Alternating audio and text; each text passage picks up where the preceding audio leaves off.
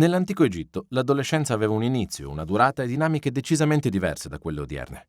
I resti qui esposti appartengono a una ragazza di circa 13 anni, e avere 13 anni significava trovarsi alla soglia della vita adulta, pronta ad intraprendere una carriera o a creare una famiglia.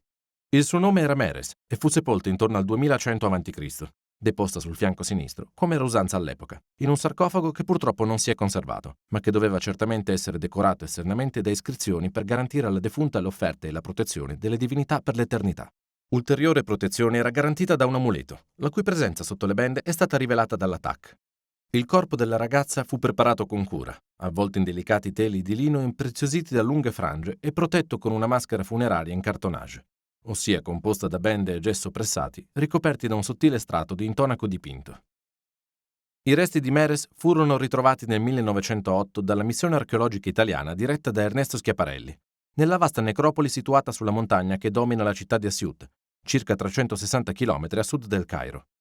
Ai tempi di Meres, Assiut era un importante centro urbano prevalentemente agricolo, che fungeva anche da capitale amministrativa provinciale.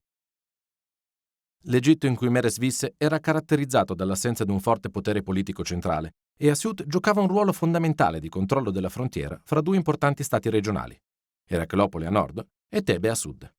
Le tensioni fra i due stati sfociarono in uno scontro aperto proprio nell'area di Assiut, fra il 2063 e il 2045 a.C. È quindi plausibile che Meres, nella sua pur breve vita, abbia percepito questa atmosfera di crescente tensione, o anche solo notato, ad esempio, l'inusuale ammassarsi in città e nei dintorni di truppe regolari, mercenari, squadre di arcieri nubiani e ufficiali militari. Lo stesso padre di Meres avrebbe potuto essere un funzionario militare. In base ai dati che si possono ricavare dal tipo di sepoltura, la ragazza apparteneva a una famiglia probabilmente agiata, magari di proprietari terrieri, funzionari governativi, religiosi o, appunto, ufficiali dell'esercito. La prima educazione dei figli avveniva prevalentemente all'interno della famiglia e alle ragazze potevano essere impartiti i primi rudimenti di scrittura geroglifica. Per quanto assai rare, nella documentazione di quest'epoca esistono attestazioni di donne scriba, e del resto il fatto che delle donne ricoprissero ruoli amministrativi ci permette di ipotizzare che in alcuni casi sapessero anche leggere e scrivere. Considerando l'aspettativa di vita dell'epoca, a 13 anni Meres era alle porte dell'età adulta e avrebbe potuto, quindi, essere già stata avviata a una professione come apprendista.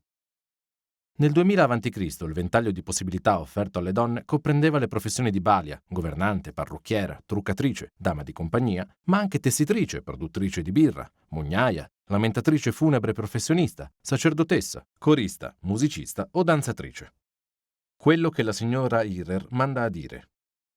Questa è una comunicazione per Vossignoria riguardo la negligenza di Vossignoria. State bene e in salute? Le tessitrici sono abbandonate a loro stesse e temono di non ricevere le provviste di cibo, dal momento che non si odono vostre notizie. È bene prenderne nota.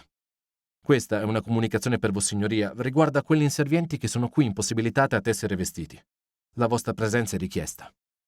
Io, vostra umile serva, non ho potuto recarmi presso di loro, poiché sono entrata nel tempio nel 20° giorno del mese per prestare servizio mensile come sacerdotessa.